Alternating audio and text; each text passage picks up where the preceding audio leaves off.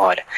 ስለዚህ እግዚአብሔር በነቢያት አፍ የተናገረውን ይላል። እስከዚህ ድረስ ዜና አይደል? በነቢያት አፍ የተናገረው ምንድን ነው?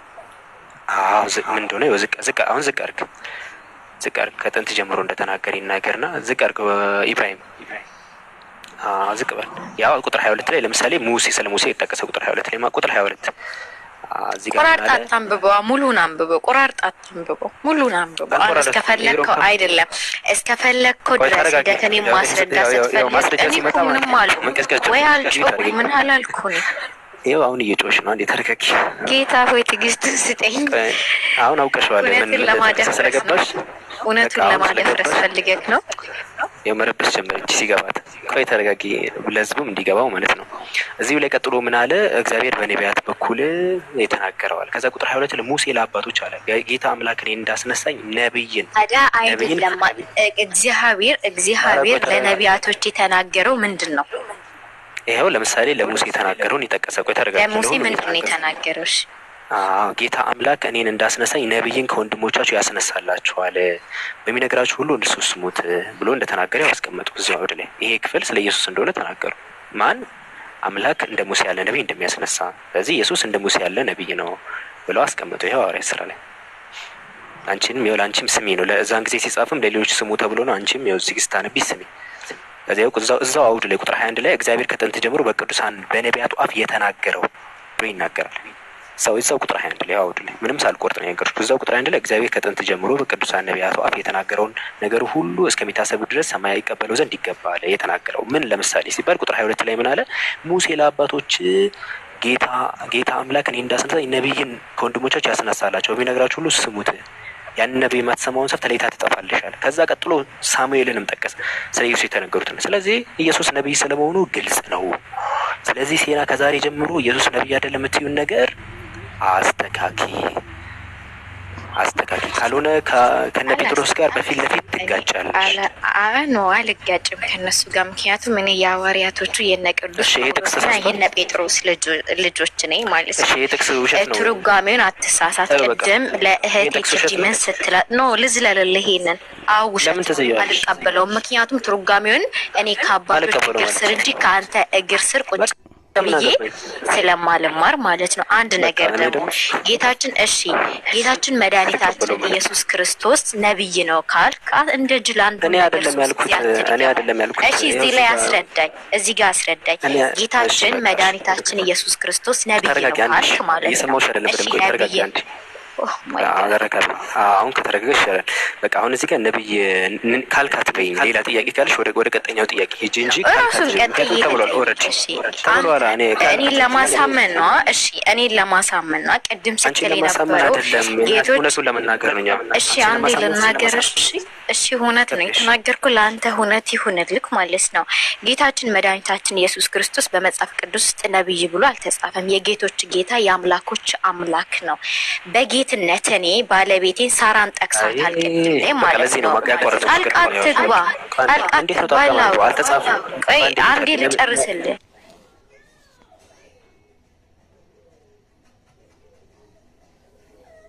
ነብይ ነው ተብሎ አልተጻፈም ስትይ ውሸት ነው። አላቅም አነባለሁ ከዚህ በኋላ በይ። አሁን የተናገርነው ነገር እዚሁ አልተብሎ አልተጻፈም። እስቲ እንዴ እንዴት ነው ማላቋረጥሽ? ወይ እዚህ ጋር የተጻፈውን ምን እነ ጴጥሮስ ተናገሩ እኮ በሙሴ የተነገረውን እንደ ሙሴ ያለ ነብይ ነው ኢየሱስ ብሎ አስቀመጡ፣ ጨረሱ። እሺ ተናገረ አይደለ? በዚሁ ሊድልህ። እሺ እዚሁ ሊድልህ። የማቴዎስ ወንጌል ላይ ግባና ማለት ነው ምዕራፍ 17 ላይ ገልጠ አንብብልኝ ማለት ነው። ይኸውልህ እሺ ጌታችን መድኃኒታችን ኢየሱስ ክርስቶስ ያስቆይ ልናገር፣ ጣልቃ ትግባ እንድትከፍት አይደለም መጀመሪያ ልንገርህና ማለት ነው። ጌታችን መድኃኒታችን ኢየሱስ ክርስቶስ ነብይ ሆነ አምላክነቱን ኢብራሂም ሳጨርስ ጣልቃ ትግባ ልናገርና ከዛ ማቴዎስ እንትን ያልኩሽ ተናግሬ ጨርሼ ምዕራፉ መናገር ይችላል። አውርታ ትጨርስ ይፍሮ አውርታ ትጨርስ። ማቴዎስ ተዋት ይፍሮ አውርታ ትጨርስ። ችግር የለም ሲናይ ቀጥይ። በመጀመሪያ እኔ ሌላው ይቅርና ሳራን ምሳሌ አድርጋችሁ ቅድም አንስታችሁ ነበረ።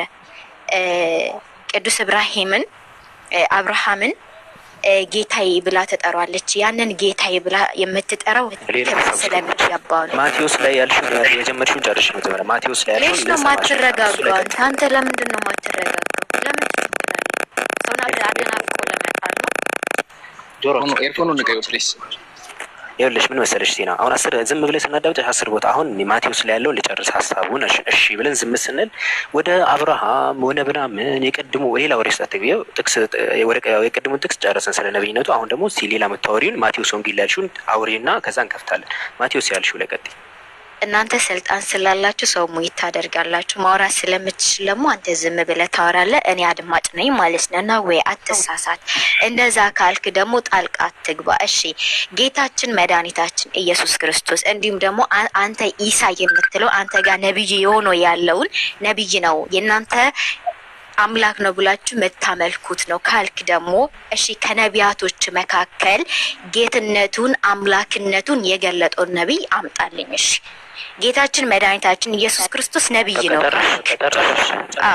ስለዚህ ደግሞ ይሄንን ደግሞ የማቴዎስ ወንጌል ምዕራፍ 17 ላይ ገባና አንብብልኝ። አጨርስም መቃችልች።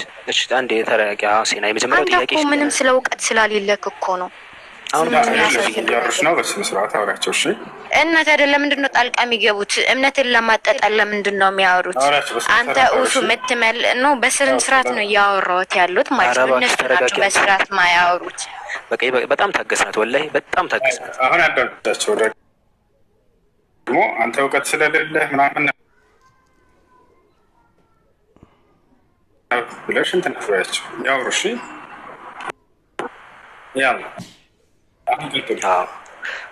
አዎ ሲና እንትን ሐዋርያ ቁጥር ስንት ላይ ነው? ቆይ ኢብራሂም ሐዋርያ ሥራ ምዕራፍ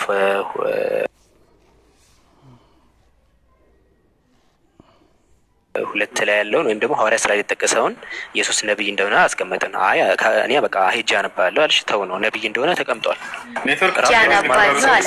እጄ አነባለሁ አላልኩም። አንተ ተርጉመህ ባነበብከው ልክ አንተ አልቀበልም ነው ያልኩትኝ። አሁን ትሰማለህ? እሺ አንቺ አስረጅንሽ። ክፈትላት ኢብሮ ክፈትላት።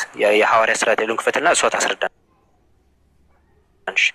ያነበብሽ አስረጅና አንድ ክፈትላት።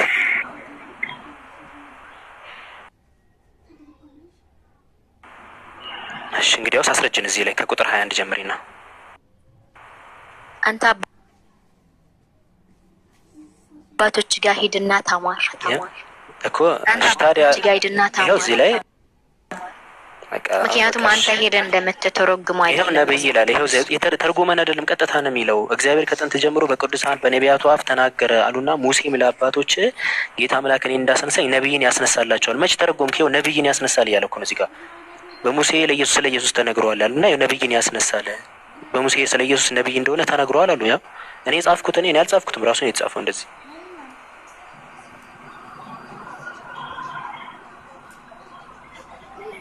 ነብይ ከሆነ እኮ ትክክል ናት እኮ። ነብይ ከሆነ አምላክ ሊሆን አይችልም። ምክንያቱም አንድ ካል ነብይ ከሆነ የማን ነብይ ነው ይባላል? የአምላክ ነብይ። እኛ ምን አለን? እንደዛ ነው ያልነው። ኢየሱስ የአምላክ ነብይ ነው። በቃ አለቀ።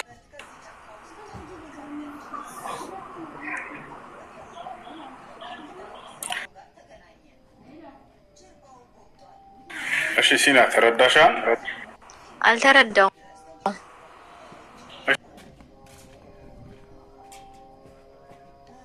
እሺ ኢየሱስ ክርስቶስ ነብይ እንደሆነ መጽሐፍ ቅዱስ አልተናገረም ነው ያልሽው አይደል?